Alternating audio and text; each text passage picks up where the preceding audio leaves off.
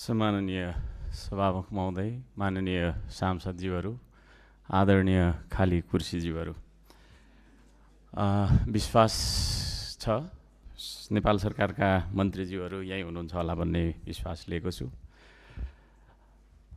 रकमान्तर गरेर 1 खर्ब रुपैयाँ चाहिँ हामीले सीमामा तारजाली लगाउनका लागि विनियोजन गरियोस् भन्न चाहन्छु र सीमा रक्षामा विदेशी सेनासँग निहत्था लडिरहनु हुने ती नेपाली दाजुभाइ दिदीबहिनीहरूको पोषण तथा पोसाकमा पनि हामीले बजेट छुट्याउनुपर्छ। यो बजेटको दुर्बल पक्षहरूको बारेमा मात्रै चित्रण गरिरहन त्यति मुनासिब हुन्न। यो बजेटको एउटा सबल पक्ष चाहिँ मलाई के लाग्यो भने विविध कोषहरू यहाँहरूले राखिदिनु भएको छ, त्यहाँबाट पर्याप्त मात्रामा हामीले चाहिँ नि पछि नयाँ योजनाहरू पनि थप्न सक्छौँ भन्ने विश्वास मैले लिएको छु। शिक्षा तथा खेलकुद मन्त्रालय अन्तर्गतको बजेटमा मैले सल्लाह दिनु पर्दाखेरि खेल मैदानहरू विकास गर्नका लागि अलि ध्यान दिनुपर्छ जस्तो लागेको छ र अन्य शीर्षकहरू बरु कटाएर हुन्छ या जसरी हुन्छ।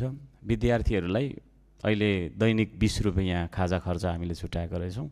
20 रुपैयाँदेखि 50 रुपैयाँ लान सके राम्रो हुन्थ्यो, किनभने भोका पेट सहित विद्यार्थीहरूले पढ्न सक्छन् जस्तो मलाई लाग्दैन। स्वास्थ्य तथा खाद्य स्वच्छता मन्त्रालय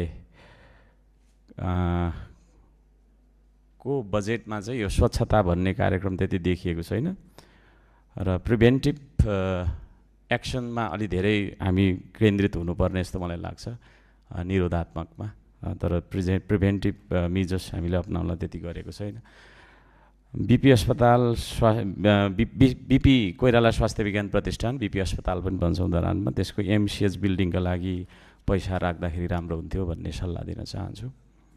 अर्को यो संस्कृति पर्यटन तथा नागरिक उड्डयन मन्त्रालय ले चाहिँ यो हवाई सेवा सुधारका लागि खास त्यस्तो पैसा राखेको जस्तो मलाई लागेको छैन र प्रदेश नम्बर 1 भरि पुरातात्विक स्थल संरक्षण भन्ने शीर्षकमा चाहिँ 60 लाख मात्रै राख्नु भएको रहेछ, यो अपर्याप्त छ। र अर्को चाहिँ मैले के सल्लाह दिन चाहन्छु भने सम्बन्धित मन्त्रालय सम्बन्धित मन्त्रीज्यूलाई एउटा समुदाय एउटा सम्प्रदायलाई चाहिँ 55वटा योजना पारिएको छ, तर यो साकेला स्थान हैन माङहिम मस्जिद गिर्जाघर भन्ने शब्दहरू चाहिँ सुन्न पाइएन बजेटमा।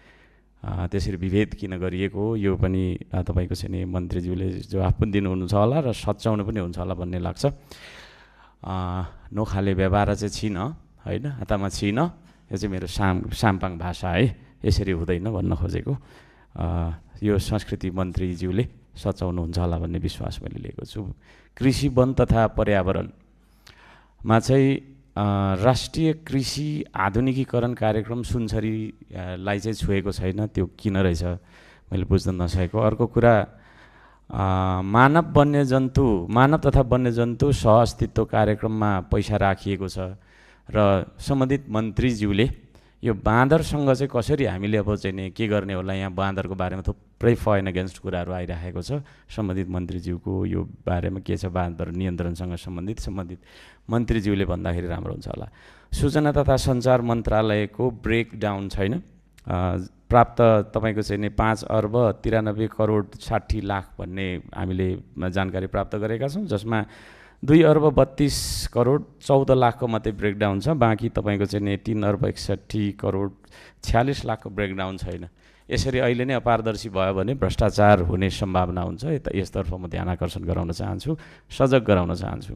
त्यसको ब्रेकडाउन सहित लिएर पुनर्लेखन गर्दाखेरि राम्रो हुन्छ जस्तो मलाई लागेको छ। युवा श्रम तथा रोजगार मन्त्रालयले युवालाई उद्यमी बनाउने कार्यक्रम राखेको छैन, त्यसतर्फ मैले सल्लाह दिनुपर्छ। रोजगारीको उच्चारणसम्म पनि छैन त्यो ब्रेकडाउनमा हेर्दाखेरि। रोजगार भन्ने मन्त्रालय चाहिँ छ, मन्त्रालयको त्यो तपाईँको नाम मात्रै हामीले त्यहाँ राख्यौँ जस्तो लाग्यो। त्यो ब्रेकडाउनमा ध्यान दिनुपर्छ। तथापि त्यहाँ पनि अन्य कोष छ, त्यहाँबाट पनि हामीले सुधार्न सकिन्छ। यो बजेट यसपालिको सरकारले बनाएको बजेटको एउटा विशेषता चाहिँ विविध कोष छ जे होस्, त्यहाँबाट हामी we can make branches later. महिला बालबालिका लैङ्गिक अल्पसङ्ख्यक तथा सामाजिक सुरक्षा मन्त्रालयको चाहिँ पैसा छुट्याइएको छ, तर नीति तथा कार्यक्रम अनुसारको कार्यक्रमको उद्देश्य छैन, उद्देश्य बिनाको पैसा छुट्याइएको छ। भूमि व्यवस्था सहकारी मन्त्रालयमा चाहिँ कुनै पालिका तपाईँको चाहिँ यसलाई 3 अङ्क दिएको छ, कुनैलाई 10 दिएको छ। यो पोषण भन्ने कुरामा यसरी विभेद गर्न हुँदैन भन्ने मलाई लाग्छ। र त्यहाँ चाहिँ तपाईँको किताबभरि गरिबसँग विशेषवर भन्ने शब्द सुनिन्छ, तर त्यो भने चाहिँ के हो व्याख्या छैन। खालि गरिबसँग विशेषवर होइन, तपाईँको चाहिँ तलब भत्ता कार्यक्रम गर्ने, तपाईँको तलब भत्ता पचाउने मात्रै हो कि जस्तो लागेको छ। त्यसलाई व्याख्या विश्लेषण गर्नुपर्छ, यो म माग राख्न चाहन्छु।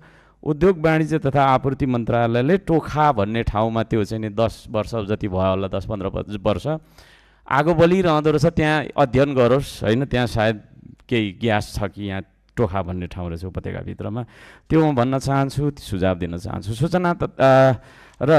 सूचना तथा तपाईँको चाहिँ के अरे सञ्चार मन्त्रालयलाई चाहिँ मैले अघि पनि भनिसकेँ, त्यसमा पूर्ण रूपमा ब्रेकडाउन यहाँले लिएर आउनुपर्छ भन्ने लाग्छ।